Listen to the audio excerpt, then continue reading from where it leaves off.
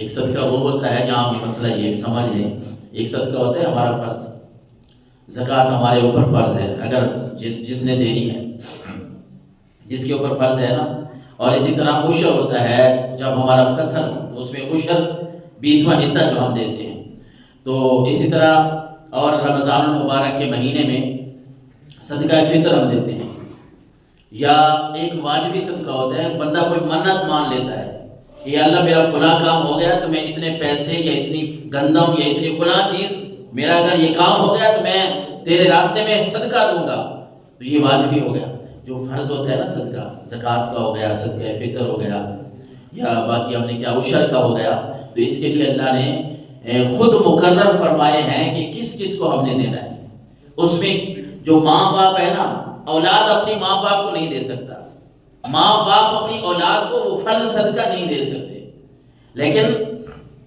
جو نفلی صدقہ ہوتا ہے نا وہ بندہ دے سکتا ہے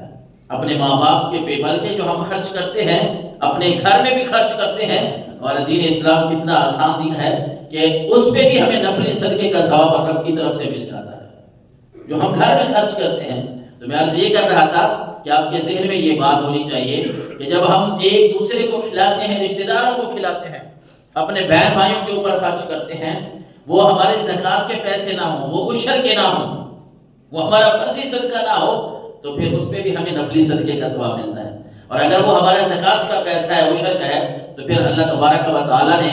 جو مقرر کیے ہیں نا لوگ، انما الصدقات للفقراء والمساکین والعاملین، کہ وہ غریبوں کو دینا ہے،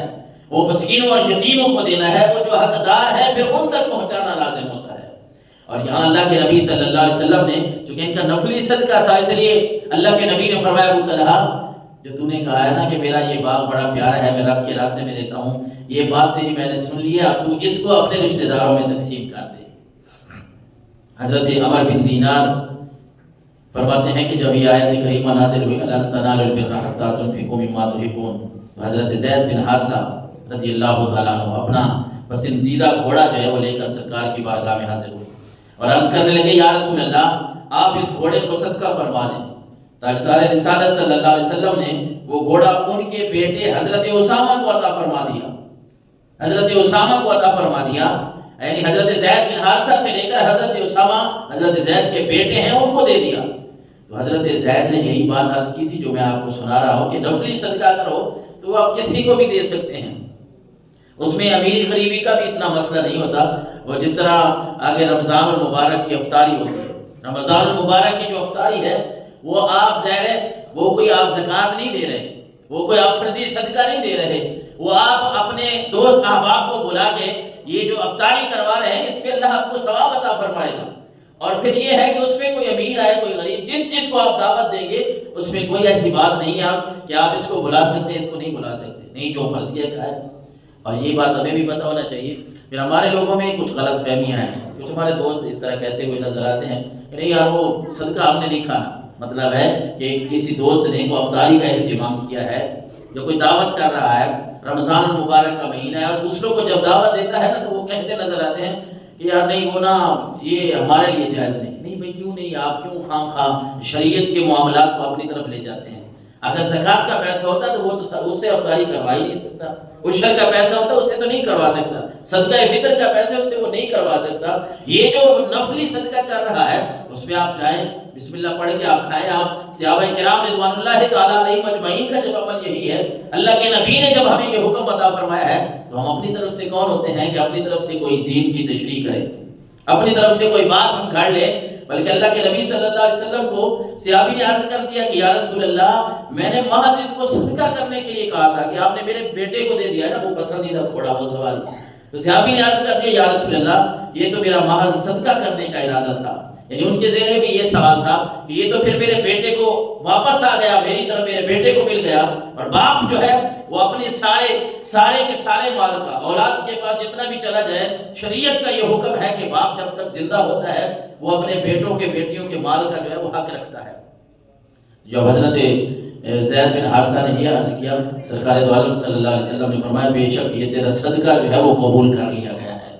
یہ اللہ نے قبول کر لیا ہے، اس میں کوئی ایسی حرج نہیں ہے. بلکہ اسی آیت مقدسہ کے تحت تفسیر مدارک میں یہ بات لکھی ہے، یعنی آیت مقدسہ کا مفہوم یہ ہے، یہ 4 سپارے کی پہلی آیت ہے جس میں رب نے فرمایا کہ جب تم نے میرے راستے میں دینا ہے تو ایسی چیز دو جو تمہیں پسند ہے،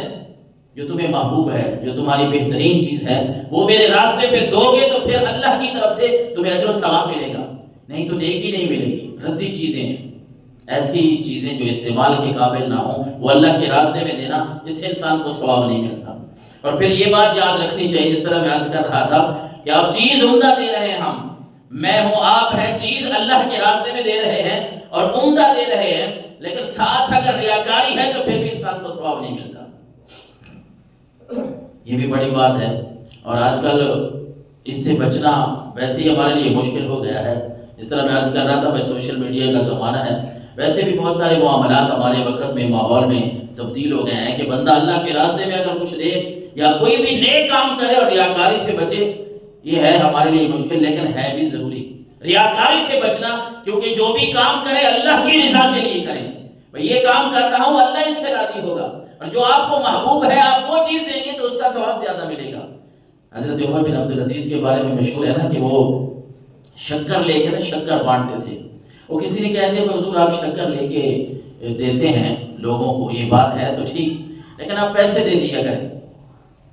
آپ پیسے تقسیم کر لیا کریں، آپ اس طرح صدقہ کیوں نہیں کرتا؟ آپ نے فرمایا یار میں نے قرآن کی آیت سنی ہے، اللہ نے فرمایا ہے جو محبوب پسندیدہ چیز ہو نا وہ اللہ کے راستے میں دو۔ شکر مجھے ویسے چنگی لگتی ہے، اچھی لگتی ہے، اس لیے میں چاہتا ہوں کہ رب کے حکم پہ عمل ہو جائے، اس لیے میں شکر لے کے لوگوں میں تقسیم کرتا ہوں۔ بات اخلاص کی ہے، تقوی کی ہے،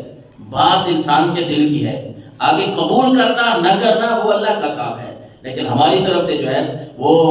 اللہ کے نبی صلی اللہ علیہ وسلم نے یہ بھی ہمارے لیے ارشاد فرمایا۔ جس طرح میں کہہ رہا تھا ہمیں پتہ ہونا چاہیے کہ فرضی صدقہ اور نفلی صدقہ، نفلی صدقہ کیا ہے؟ اللہ کے نبی صلی اللہ علیہ وسلم نے فرمایا اذا انفق الرجل على اهله يحتسبها فهو له صدقہ، اگر کوئی بندہ اپنے گھر والوں کو کھلا رہا ہے حلال رزق، عمدہ رزق، طیب رزق، اپنے گھر والوں کو کھلا رہا ہے، رب اس کو بھی صدقے کا ثواب عطا فرما رہا ہے۔ ایک آدمی آیا نا اللہ کے نبی کے پاس، حضرت طلحہ بن عبید اللہ فرماتے ہیں یقول جاء رجل الى رسول اللہ صلی اللہ علیہ وسلم من اہل نجد، کہ ایک آدمی آیا اور اس نے سوال کیا یا رسول اللہ اسلام کیا ہے، اسلام کے بارے میں پوچھا۔ رسول اللہ صلی اللہ علیہ وسلم نے فرمایا 5 صلوات فی اليوم واللیل، کہ ایک رات اور دن میں 5 نمازیں پڑھنی ہیں، یہ اسلام ہے۔ فقال هل علی غیرها، اللہ کے نبی ان فرضوں کے علاوہ، ان 5 نمازوں کے علاوہ کوئی اور نمازیں میرے ذمہ ہیں؟ اللہ کے نبی نے فرمایا لا الا ان تطوع، نہیں اس کے علاوہ کوئی فرض نماز نہیں ہے، ہاں اگر تو کوئی نفل پڑھنا چاہے تو پڑھ سکتا ہے۔ پھر اس نے سوال کیا یا رسول اللہ صلی اللہ علیہ وسلم رمضان کے روزے، اللہ کے نبی صلی اللہ علیہ وسلم نے فرمایا کہ تو اس طرح کر، رمضان کے روزے جو ہیں فرض ہیں وہ رکھ لے، اور اس کے علاوہ اس نے عرض کیا یا رسول اللہ اس کے علاوہ کیا ہے، میرے اوپر روزے فرض ہیں؟ اللہ کے نبی نے فرمایا نہیں، رمضان کے روزے فرض ہیں، اس کے علاوہ اگر تیری مرضی ہے تو نفل روزے رکھ۔ اور اس کے بعد وذکر له رسول اللہ صلی اللہ علیہ وسلم الزکات، اس کے بعد حضور نے اس کو زکات کے بارے میں سمجھایا، تو اس نے کہا یا رسول اللہ زکات چلو میرے اوپر فرض ہے تو میں دوں گا، حل علی غیرها، اس کے علاوہ بھی کچھ میرے اوپر مال دینا اللہ کے راستے میں ضروری ہے، فرض ہے؟ اللہ کے نبی نے فرمایا لا الا ان تطوع، نہیں اس کے بعد ضروری نہیں ہے، لیکن نفلی صدقہ اگر کرے گا تو بہتر رہے گا۔ تو قال فادبر الرجل وهو يقول، وہ بندہ پیچھے بھی مڑا، واللہ لا ازید علی ھذا ولا انقص،